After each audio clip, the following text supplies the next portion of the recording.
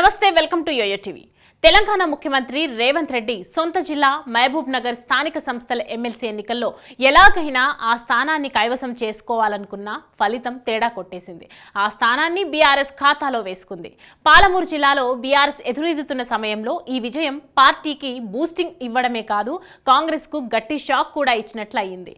ఇప్పటికే exit polls లో మహబూబ్ నగర్ లోక్సభ స్థానం బీజేపీ కైవసం చేసుకుంటుందనే ప్రచారంతో కాంగ్రెస్ లో కొంత నైరాస్యం కనిపిస్తోంది। కాంగ్రెస్ అభ్యర్థి వంశీచంద్ర రెడ్డి గెలుపు కోసం రేవంత్ రెడ్డి పలుమార్లు మహబూబ్ నగర్ సెగ్మెంట్ లో పర్యటించారు। తన సొంత జిల్లాలో కాంగ్రెస్ అభ్యర్థిని గెలిపిస్తే తన గౌరవం మరింత పెరుగుతుందని ఓటర్లను ఆకర్షించే ప్రయత్నం చేశారు। కానీ వంశీ ఓటమి అంచులో ఉన్నారనే ప్రచారం తాజాగా ఎమ్మెల్సీ ఎన్నికల్లో పరాభవం కాంగ్రెస్ నే కాదు, రేవంత్ కూడా కొంత అప్రతిష్ట పాలు చేసేదే। మహబూబ్ నగర్ జిల్లాలో కాంగ్రెస్ గెలుపును ప్రతిష్టాత్మకంగా తీసుకొని రేవంత్ పని చేసినా ఎందుకీ పరాభవం అనే చర్చ జరుగుతోంది। రేవంత్ ను అప్రతిష్ట పాలు చేసేందుకు తెర వెనుక ఏమైనా శక్తులు పనిచేశాయా?